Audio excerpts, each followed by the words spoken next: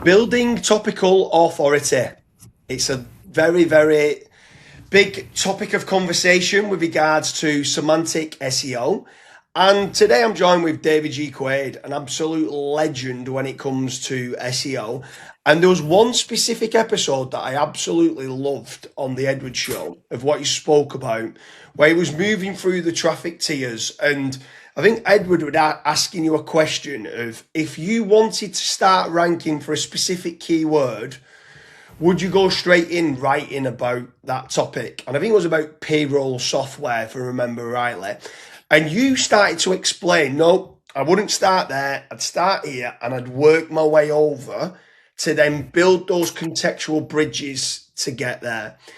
And I want to break that conversation down, and I want to get you started by saying, when you're building topical authority, how important is it semantically to connect these dots together? It's absolutely vital, especially if you're cornerstoning, right? Especially if you're coming from a position of no authority. If you're a content writer at a huge brand that has a lot of traffic, you've 10,000 backlinks, or you're a web engineer in SEO, you have to remember that your point of view is very different from everyone else. You're in the top 10%, right? Or probably even the top 1%. The internet, especially in Google's mind, is a pyramid, right? Where that top 1% is getting most of the traffic. You look at some of the pages, they've got a one-word slug. They're ranking for 10,000 different phrases. All of the traffic's coming in. People at that level need to be hyper-focused on engagement, how much are people reading, bouncing, technical SEO. But that's not how you build up there. And that's the problem with how Google works and how keyword research works. And I think a lot of people who get to work for these brands, they're very, very lucky, they're in a privileged position, but that doesn't work for newbies, right? So in that case, what we were doing is looking at all of the keywords that contained, I think, payroll and software or payroll and CRM. And what I was starting to do is look at what keywords have the highest volume but the lowest keyword difficulty score. And it's very difficult to do this without tools, right? Like I think most people should avoid paying for an SEO tool until they understand the need. But this is a specific need. And so Google looks at keyword relationships using actual words, right? So I don't think that Google, until a different part in the life cycle, understands that, for example, cars include BMW and Mercedes. But if you're building web pages, and let's say you're a motor factor, or you're selling car parts, and you're selling BMW brake lights and BMW panels and BMW spark plugs, Google looks at the overlap of the keywords literally at a word-to-word level. And so you actually have to start mapping that out. And I remember Edward was asking this question, why can't we just go in for the money word? You can if you're doing paid search, and you can if you're already ranking. But if you're not, you got to take a step back, start at the bottom. That's why PAA is good, because you've got a lot of frequently asked questions. Once you start getting clicks on something to do with BMW, that's when you have topical authority. So you can't build topical authority by claiming to be an expert, by posting a list of all of the podcasts you've been on, right? The way Google sort of like understands, or the litmus test it applies to, has your social media campaign been very successful, isn't by going through your social media campaign and looking at everything you posted, how many robots upliked it, how many links did it have, how many comments did you get. If your social media campaign is successful, did people search for your name? That's the litmus test, right? It doesn't have to work out that you were on TechCrunch and you were on the Sunday Times and that you were quoted by the Telegraph. Did people search your name is a real outcome that Google can measure. And so that's when you have topical authority. When you start getting clicks for a topic, and then you can share that. To me as an SEO, links are the pylons that carry and transmit authority from page to page, internally and externally. And that's the relationship between the pages. And if that relationship is there and that page matches that, they will lift each other. And that's effectively how you cornerstone your way into Google. Yeah, for anyone that doesn't know, because you mentioned there cornerstoning and cornerstone content, can you just briefly explain to the listeners what cornerstone content is? Yeah, I think it was Yoast, or Yoast from the what is it, WordPress plugin, Yeah. Yoast. And so he described it where you start with the least difficult keyword, then the next, then the next, then the next, and you keep going up until either you stop, in which case you've gone up one too many and you come back, and so you keep going like that. And if you want an exercise in seeing that, I've been doing that with my own blog on primaryposition.com. I started this 2 years ago. Charles Float actually tweeted about a month ago that the SEO value of cornerstoning like that on my blog is now worth $150,000 a month. That's how many keywords I rank for. That's what it would cost to buy that traffic if I did it in paid search. And I started with very, very basic keywords and built up and built up and built up. And I made sure all of them were related to things like Google, GSE, SERP reports, search engine rank reports, taking the easiest ones and slowly building up and up and up. And it's very methodical, it's very time consuming, because I didn't buy any links. I only have like 1,000 links, and it's a 22-year-old domain. It's not a lot of backlinks for a domain. So I know I'll never get in trouble with Google for buying backlinks. And so to me, that's how I've always done SEO. Just laying down the first cornerstone, putting the next one on top, waiting a week. If I'm not getting clicks, I don't go any further. I either start a new topic cluster, or I go back and correct where I misread the authority required for each one. I think there's, on top of Yoast, there was another one back in the heyday. It must have been 15 years ago, and they called it the SEO avalanche approach. A guy, Chris Carter, and he said the same thing, where you start where you can win, and you build up like your traffic tiers bit by bit, and you keep moving forward on it. And I think people misread what he was talking about when he was saying it, and just thought it was just based on traffic numbers and search volume, where it wasn't. It was on keyword difficulty, on which ones you could win on. But I want to challenge you a little bit on the when you're deciding, right, okay, I want to move into this topic and I want to start on keywords I know I can build up from. How are you determining the keyword difficulty score for which ones you should go after to start with? Obviously, you're going after search volume with the lowest kind of keyword difficulty, but are you looking at, because there's several people that look at like keyword difficulty using Ahrefs, and that's mainly on link data.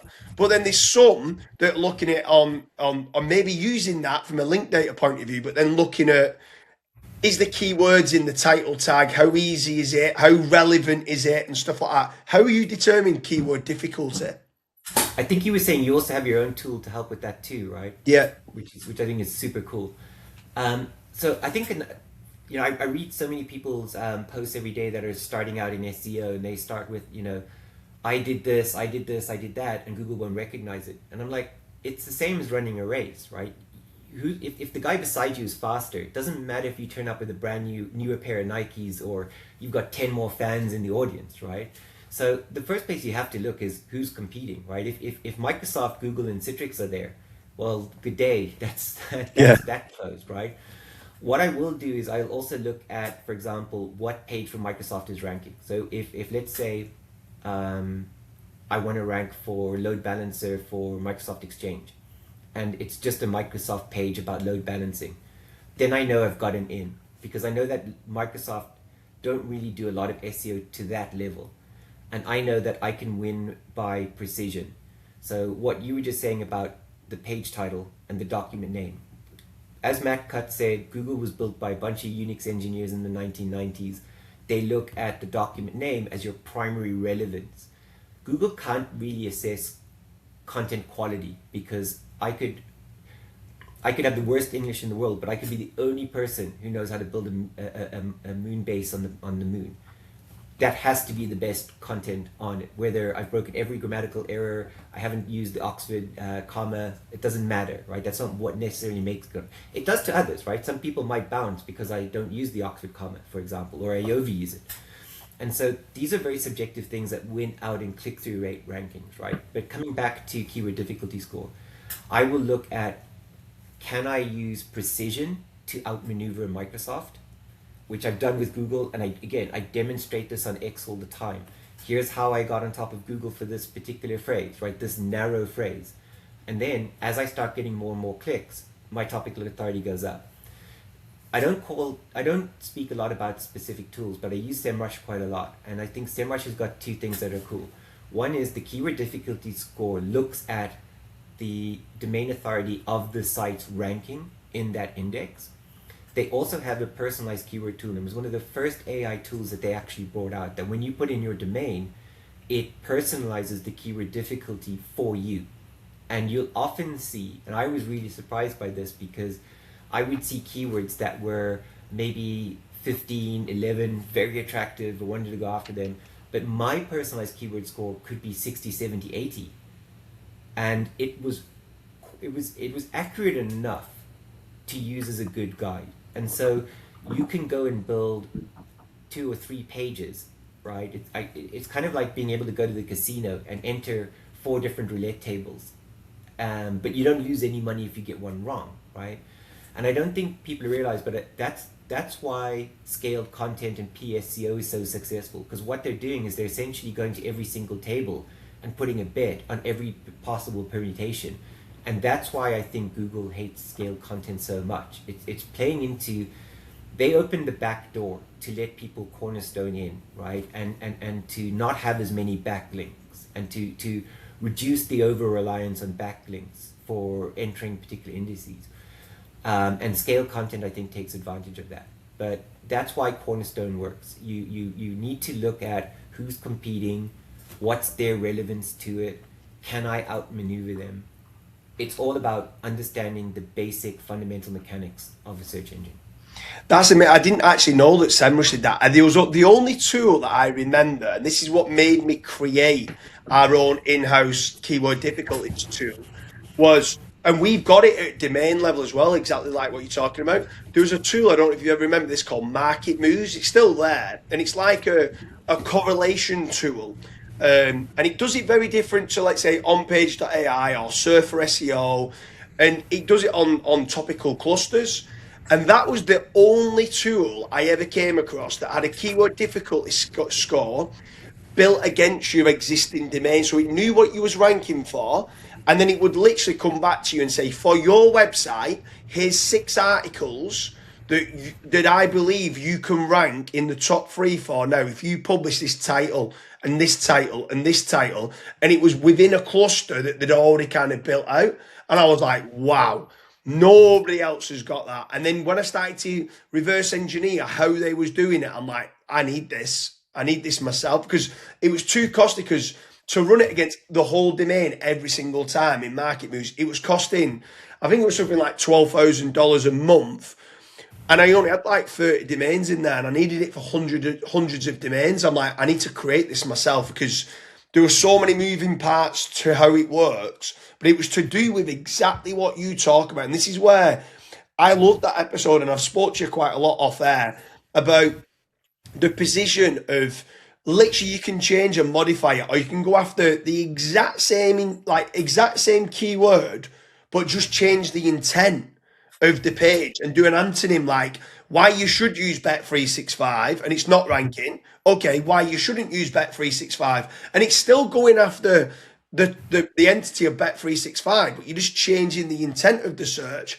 And I just loved it how you build it. Whoa, I've made a mistake. Take a step back. Let's reword this. Let's re-optimize it. Let's change the title to be X, Y, and Z. Let's do it. And I thought, not many people talk about that. And then you then talk about, here's one for you. The majority of people in the SEO community think topical authority is topical coverage. And it's not, it's completely different things. Topical authority is topical coverage plus historical data, which comes from traffic and links and socials and engagement. And they forget that part, and they just do topical coverage, and they scale it and go, I've covered the topic in its entirety, therefore I should rank. And none of them have got traffic. And you're like, no, that's almost what you talk about. Scaled content abuse. You just mass created everything. You've not worked through your tiers. You don't have the traffic, which then builds up the authority for that topic of what you can have. And then you can then start building up other terms around it. Yeah, don't be afraid of Google, right? Don't think that it's watching your every move. When I help a startup like a CloudBrink or a CyberSaint or a Camp or all of the other ones, we we're still, we're starting with domain authorities of 4, 5, 6, and the CEO wants to rank for a term that's owned by a Citrix or a Cisco. And so we don't need to rank for everything they're ranking for, right? We're not trying to outrank Cisco as a whole. But if we want to rank for something like VPN versus ZTNA, we need to be on page 1. And so looking at how they've structured their page titles, looking at how they've structured their slugs, they've got the hundreds of thousands of backlinks that everyone else has created, their PR teams, their other social media marketing teams, right? All the companies they've acquired, all of that aggregated authority. Sometimes it makes them lazy. Sometimes it makes them, to a lot of web engineers and web architects that I meet, they look at SEO through the lens of a page speed and of like, what are the things they can do that brings a macro traffic growth? I'm looking at a page by keyword level, right? I'm looking down at the cellular level. And so I just need to get in for that one keyword. And I'll do that by building my own page clusters, getting keywords with the words I need, and then my last page, the money page, link all of those pages to it. And because I've concentrated so much authority on those keywords, I can come in right above them. And yes, it might take 2 months. And sometimes I've got to repost the same page 12 different times, right? And I know that I have to remove it completely from the index before I repost it. But I know that Google do it. Sometimes when I speak to people and I'm helping them out for free, or I'm speaking to a new client and I'm like, we've got to unindex this page and republish it. And they're like, but I'm going to lose what I have. And I'm like, it's an engine. If we feed the data points, the algorithm will put us back where we need to be. And if you're not afraid of Google, I think that's the worst thing you can be as an SEO. I'm not saying disrespect it or violate all its rules. I'm saying respect it, but don't be afraid of it. Then you'll start to move the needle. Yeah, for sure. And then with regards to the Topical Authority, obviously, I want anyone who's watching this, I want you to check out the link in the description, where I don't want you to talk too much about the people also ask that like builds up instant Topical Authority, because there's a whole episode with you and Edward Sturm on it. I think it's an amazing episode kind of on there of building up the Topical Authority. But one of the main reasons why I wanted to do this episode was because the amount of times I get asked, could I build a site now in the finance niche? Or could I build a site? And they're looking at a main category. Yeah, but I've no domain authority yet with regards to, can I still enter that market? And I'm like, there's so many long tails you can start with and build yourself up with. Can you, if someone asks you that question, could I start to rank in finance, let's say? Now, knowing what you know and knowing, okay, you need to work through your traffic tiers or the keyword difficulty, can you explain why anybody, even still today, can enter any industry as long as they start understanding to build through those topics and make certain they can win by doing Cornerstone Content or the SEO avalanche approach? When you look at the big banks like a Lloyd's or Barclays, when they build pages, they need 10,000 people to come to them, or they're getting fired, right? No one's putting their hand up in a meeting and saying, I got 10 extra visits a month, right? They're going out the door very quickly. And so because of things like cannibalization, they can't pick the skyscraper model. So the skyscraper model where the idea is that in big cities, people look at the tallest building and they gravitate towards the highest rooftop. If a Lloyd's or a Chase or Barclays picks a skyscraper model, they can't also pick the long tail model. The two are normally incompatible within related semantics, right? And so if they're ranking a page like best business credit cards, you could come in under best business credit cards for LLCs or sole traders or market traders or whatever. They typically can't choose both. And so that's why it lets you come in through the side. And that's how you can do it. It's not immediate. You may need to deploy the PAA hack, which is very simple and it's well covered. But also because for them, it's so much effort publishing extra pages for so little return. But as a small trader, if you're only chasing £1 million a year, it becomes so much more worthwhile. And if you do it big enough, maybe they'll even buy you. But also, I think Matt Cutt said that something like 25% of search every day is new search that they've never heard of.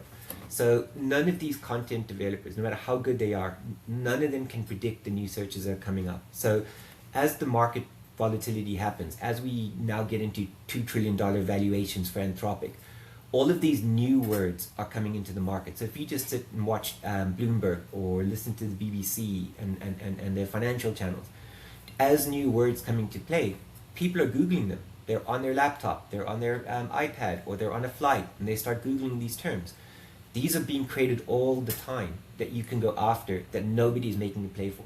Google will find a page to show, but it's a relevance engine. One of the things that Martin Split mentioned in one of their videos last year was, we will always show the most relevant page, even if it has the worst UX experience, which was an incredible statement to make that I think a lot of SEOs just didn't really appreciate what he was saying there. Yeah, for sure, and that's where the position comes in. I want one last thing of this to try to explain it, because I actually don't know the full ins and outs of exactly why, and we've tried it several times in the iGaming space, so in the casino space.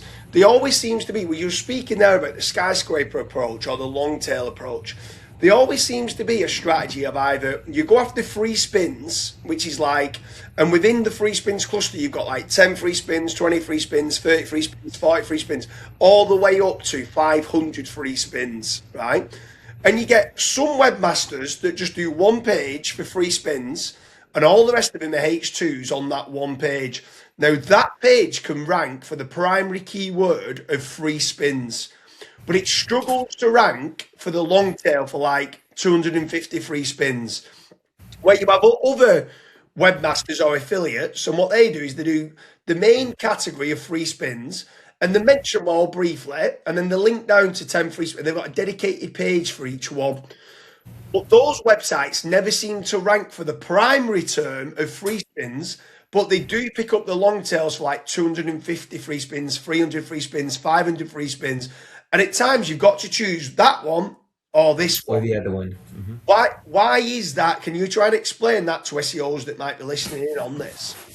Yeah, so this is actually one of the areas of SEO I spend the most amount of time thinking about, and where I come up with these strategies from. And so for something like free spins, that's where you will have the highest page rank authority pages, who also have history. And all of the keywords that form long tail all give upward authority or topical authority to the main term.